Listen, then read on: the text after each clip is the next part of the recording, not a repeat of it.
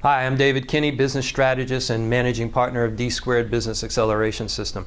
All right, I just did another long-winded thing. We're talking a lot about strategy, but that's the all-important thing, because the last thing in the world you want to do is, oh, I got a great idea, I got a passion, and just jump into business. Sit back, plan it out, develop your strategy, and then do it. However, as I said, so I spent all this time talking about strategy, and a lot of time you're going to devote to strategy. But in order to execute your strategy, what you need to do is you need to apply the Pareto principle. Now, if I ask you, because this is not interactive, and you can't answer me, but if I had you in a room here and I said, how many people know the Pareto principle, maybe one or two people would raise their hands. But the truth is, I'll bet you do understand the Pareto principle. You just don't know what it is. So I'm going to tell you who Pareto was, I'm going to tell you what it is, and then we're going to apply it in the next video.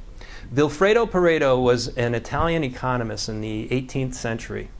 He's either the 18th century or the 1800s, I'm not quite sure. I just don't remember. But anyway, he was commissioned by the Italian government to go out and to survey the Italian countryside and determine what who owned all the land. And what he came back with was, and this is where you're going to know what the Pareto principle is, that 80% of the land was owned by 20% of the population. Now, the reason that this is significant is, as he was doing this survey, he noticed a lot of other ways in which this, what we refer to as the 80-20 rule apply. Okay? Now, if you look, you'll see that in your company, 80% of the problems come from 20% of your employees. 80% of your revenue probably comes from 20% of your customers. And you want to kind of work on that, because you want to you don't ever want to have any one customer be able to bring you down by canceling. But anyway, and as you think about this, you will find that this 80-20 rule applies in so many ways. And I just, I'm into quantum physics, and I understand there's some new theory about, and I don't even know what it is, so I probably shouldn't have brought it up. But anyway, this 80-20 rule pervades in our lives. And what we're going to do now is we're going to look at how do we use that effectively.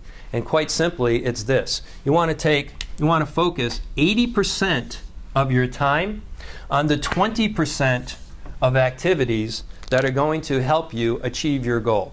Okay? So what we want to do is we want to, again, focus on the important things, and then just either ignore or delegate or just put off everything else. So if you have this long list of things to do, for instance, what do people do? They have a list of 11 things they need to get done that day. They choose the easiest one, because that makes them feel good, they got something done, and then they choose the next easiest one. And by the end of the day, if they got 7 things done, yeah, they feel good. Well, that's wrong. What you need to do is you need to prioritize those 11 things. You need to determine what's the most important, what's the thing that's going to create the most productivity, and you need to focus on that. And then the rest of them, you either put them off or you delegate them to somebody else. So that's how we're going to apply the 80-20 rule in the next segment, where we talk about execution. Thanks. If you have any questions, please visit our website, give us a call. Be happy to work with you.